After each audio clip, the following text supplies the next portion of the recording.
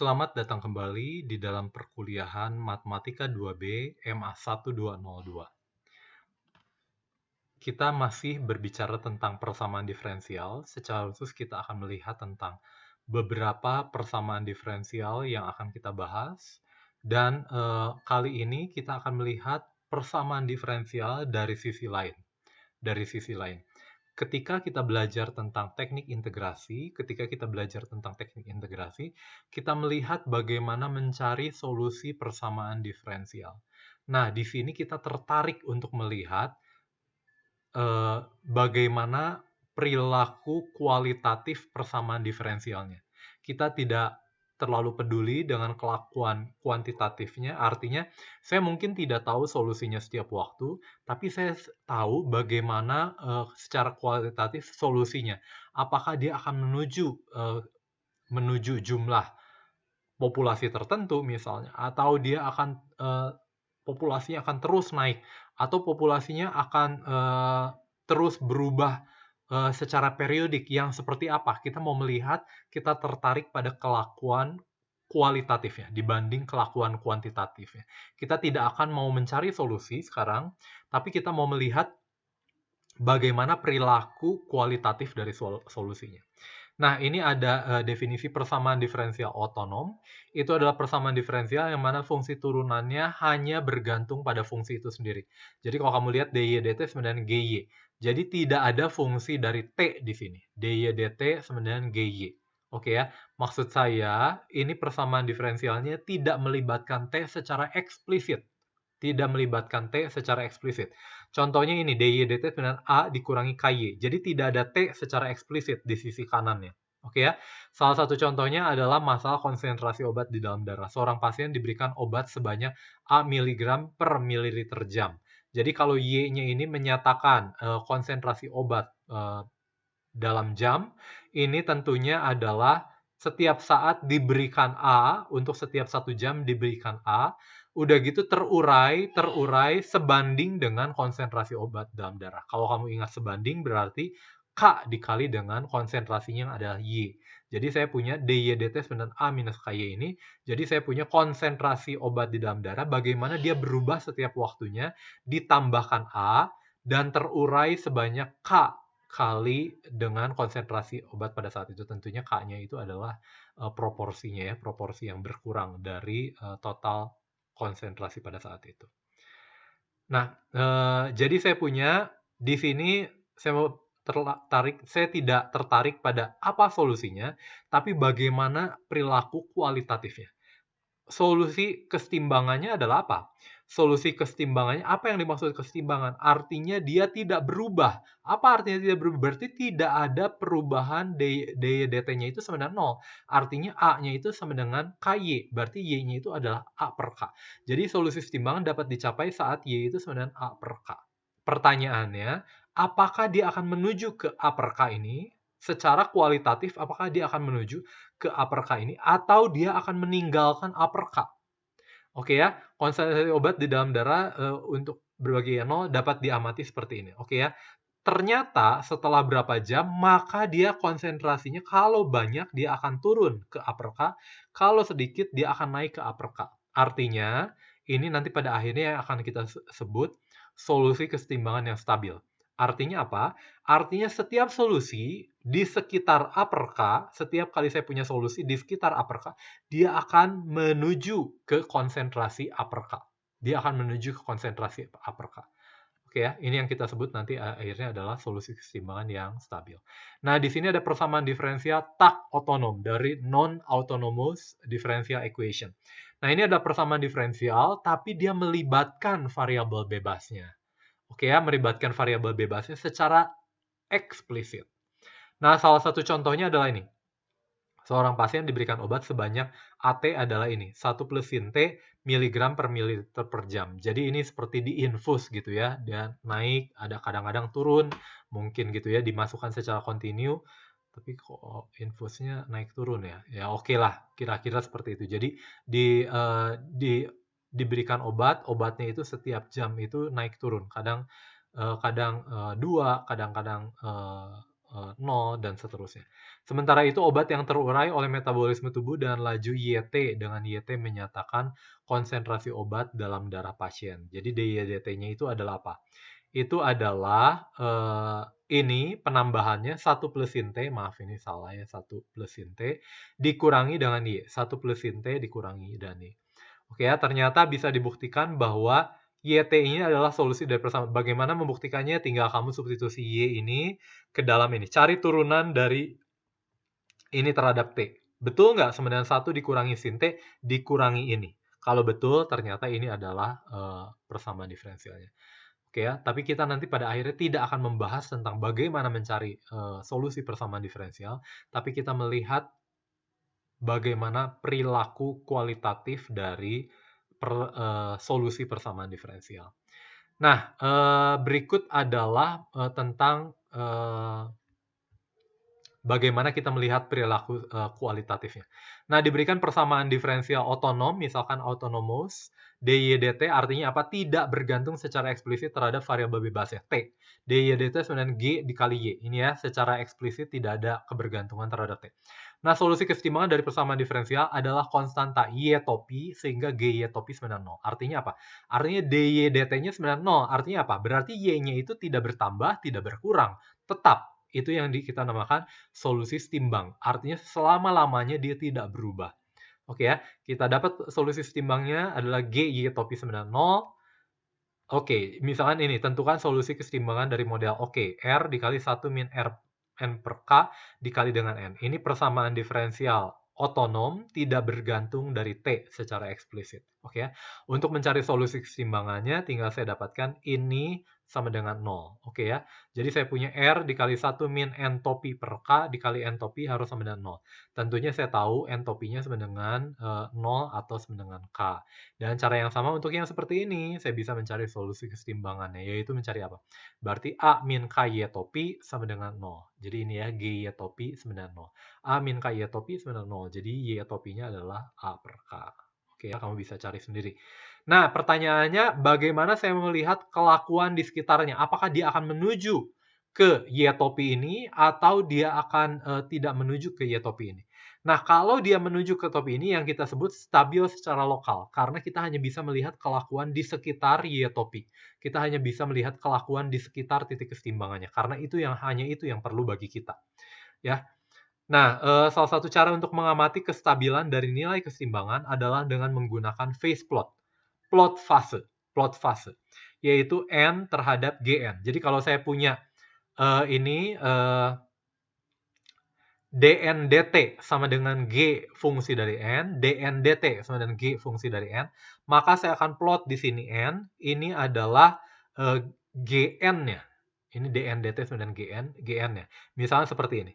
Kalau kamu lihat di sini, tinggal saya lihat nilai G ini apakah positif atau negatif. Kalau positif berarti dia akan bertambah, kalau negatif dia akan berkurang. Seperti itu ya. Jadi dalam kondisi yang pertama ini, kesetimbangannya di mana? Saya punya R dikali 1 min N per K dikali N. Maka dia titik setimbangnya ada di mana? Ini ada di 0 dan di K. Dan kamu tahu ini adalah persamaan kuadrat. Saya bisa gambarkan persamaan kuadratnya seperti ini. Oke ya. Kalau kamu mau mencari tanda ini, bagaimana kamu mau mencari tanda ini? Positif, negatif, positif, mudah saja ya. Ini adalah 0, K ini, maka saya tahu nilai ini itu adalah apa? Di sini akan negatif, positif, negatif. Berarti di sini itu akan positif. Apa artinya positif? dNdt akan positif. Apa artinya dNdt positif? Artinya N-nya itu akan bertambah. Artinya dia akan bertambah yang merah ini. Oke ya. Dengan cara yang sama, kalau dia lebih besar dari K, carrying capacity-nya lebih besar dari K, maka dia akan negatif. Apa artinya dNdt negatif? Artinya N-nya akan turun, artinya populasinya akan turun. Akibatnya, kalau saya punya kondisi awal di sekitar N sama dengan K, maka dia akan menuju ke titik N sama dengan K. Ini yang kita dapatkan dari model pertumbuhan logistik tadi, bukan? Jadi setiap kali saya punya di sekitar, maka dia akan menuju ke K. Kalau K lebih besar dari K, dia akan menuju ke K. Kalau kurang dari K, naik ke K. Kalau lebih dari K, akan turun ke K. Oke ya. Dan cara yang sama untuk ini, solusi kesetimbangannya adalah apa? Y topi sama dengan A per K. Jadi ini adalah apa? A min KY itu adalah persamaan garis. Persamaan garis persamaan garis. Jadi ini persamaannya A minus KY. Jadi minus KY ditambah A. Jadi ini A-nya ya. Jadi saya punya minus KY ditambah dengan A satuan ke atas. A satuan ke atas. Jadi ini persamaan garis dengan kemiringan minus K. Kemiringannya minus K. Ditambahkan dengan digeser ke atas sejauh A. Oke ya. Lalu saya dapatkan tandanya bagaimana? Tinggal kamu substitusi saja ya tandanya gimana. Karena dia hanya ada berubah nilai ketika A per K. Di sini kamu bisa dapatkan ini positif, ini negatif. Apa artinya positif? DY DT-nya positif. Artinya Y-nya akan bertambah. Kalau DY DT-nya di sini akan dia negatif, maka dia akan turun. Oke ya. Jadi kita hanya tertarik mencari titik kesetimbangan, lalu bagaimana perilaku di sekitar titik kesetimbangan itu. Apakah dia akan menuju ke sana? Apakah dia tidak akan menuju ke sana? Kita tidak peduli setiap waktunya itu dia ada di mana dan akan berkembang seperti apa. Oke ya. Jadi kita hanya tertarik pada perilaku kualitatifnya saja. Nah, ini adalah latihan pada beberapa spesies populasinya akan musnah bila jumlah populasi tersebut kurang dari sejumlah tertentu. Gitu ya. Kalau populasi kurang dari jumlah tertentu dia akan musnah. Model pertumbuhan populasi ini dikenal dengan nama model logistik ala efek ya. Kamu bisa baca di buku tentang ala efek. Jadi nanti kalau dia kurang dari A, tentunya A-nya itu kurang dari K ya. A-nya kurang dari K. Kalau dia kurang dari populasinya itu kurang dari A, dia akan musnah.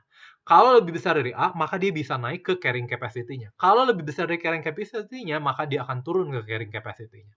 Tentukan semua solusi kesetimbangannya. Tentunya saya mencari, kalau ini saya misalkan adalah GN, maka saya mencari GN topi sama dengan 0. Sehingga saya punya R, N topi min AA, dikali 1 min N topi per K, dikali N topi sama dengan 0. Maka solusi kesetimbangannya adalah N topi sama dengan A, N topi sama dengan K, dan N topi sama dengan 0.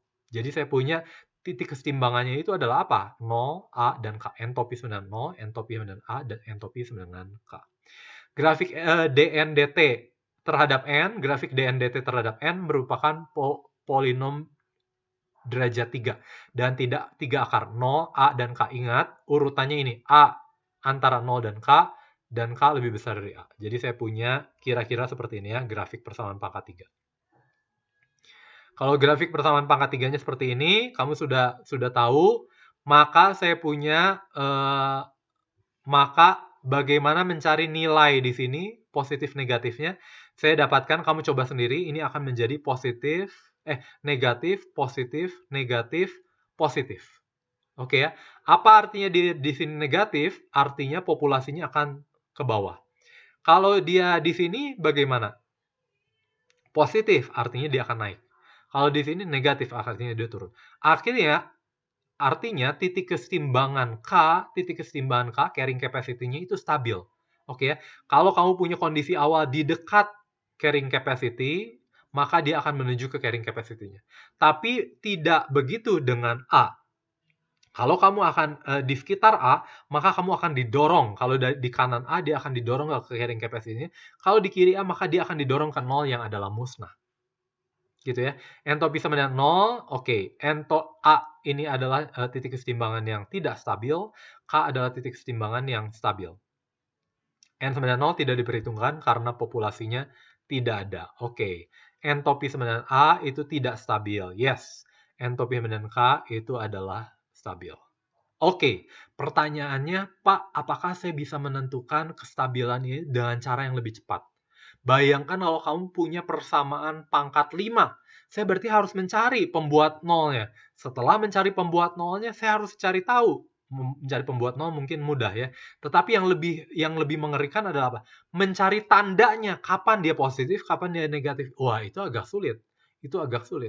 Jadi bagaimana kalau saya sudah dapat titik kesetimbangannya, bagaimana saya bisa mendapatkan secara cepat? Secara cepat saya mendapatkan bagaimana titik kesetimbangan stabil atau tidak stabil. Oke ya, itu diberikan oleh teorema ini. Kalau saya punya Y topi itu adalah solusi keseimbangan dari persamaan diferensial DY dt dan GY, maka Y topi stabil jika G aksennya itu kurang dari 0. kurang dari 0.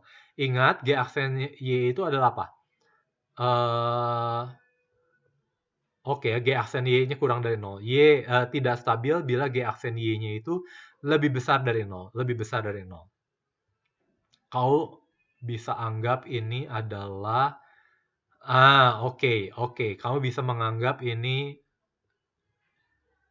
seperti faktor liniernya gitu ya. Kalau faktor liniernya kurang dari 0, dia akan turun. Kalau faktor liniernya lebih besar dari 0, maka dia akan tidak stabil. Jadi kamu bisa membayangkan DY dt dengan K dikali Y. Kalau K-nya positif, dia akan tidak stabil.